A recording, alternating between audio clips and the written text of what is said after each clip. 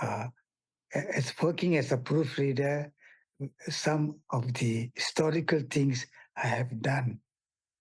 When Singapore was separated from Malaysia, the first day, we were called up to work in the government printing office late night and told us not to reveal to anybody. That was on Saturday.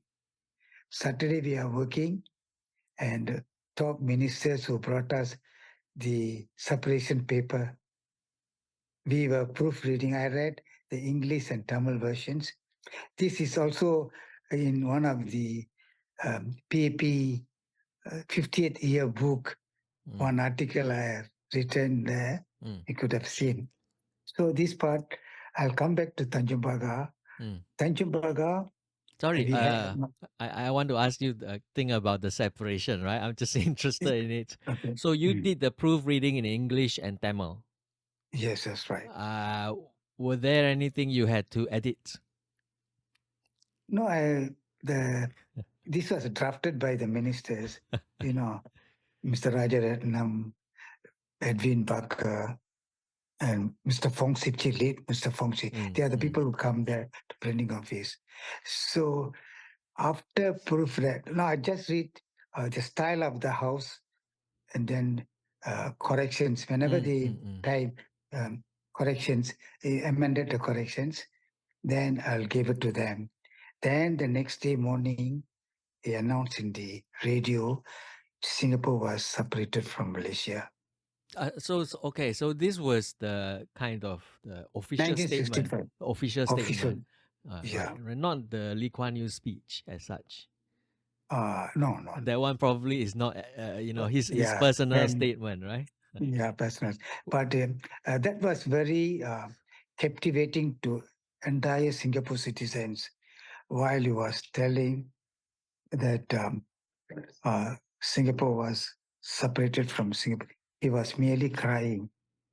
That is one of the good qualities of a leadership.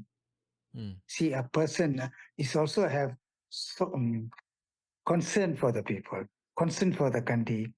See, the people say that leaders should not cry, but I think he has compassion and emotion towards, say, how he brought Singapore's people to the height of or other countries to say Singapore is such a small country, but it's a big country in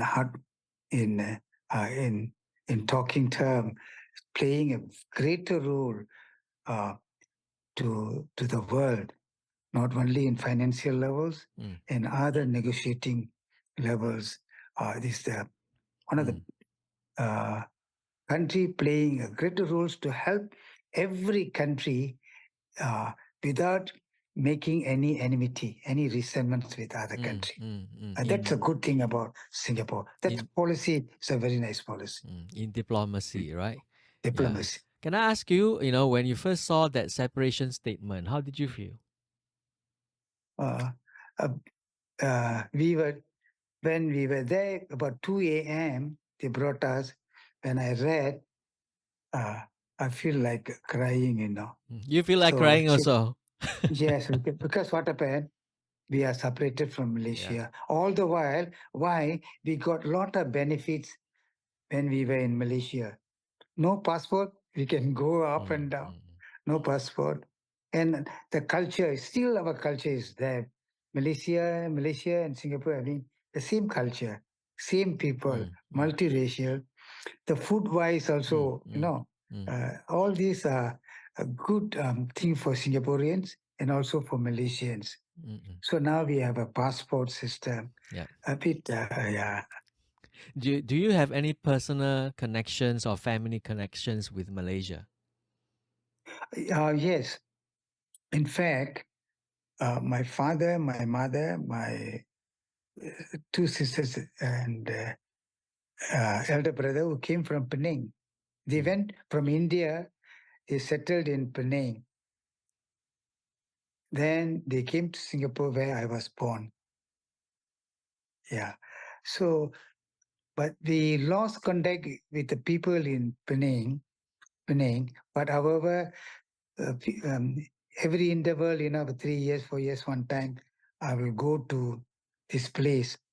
My father worked as a contractor, brick contractor, making bricks, bricks. So when my children are grown up about 10 years, 11 years, I brought them to the place where the brickworks uh, contract department, the place was there. I told them, this is your grandfather first came from India to this place.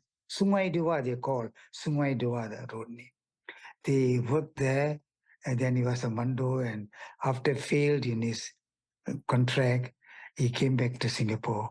And I was born in Singapore, I said.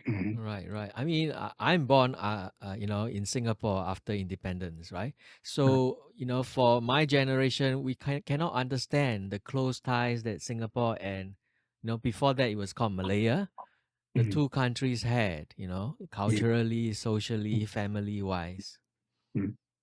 They're so So different now. It's so different. Because whenever school holidays, no, the teachers organize a zoo visit to Johor Bahru.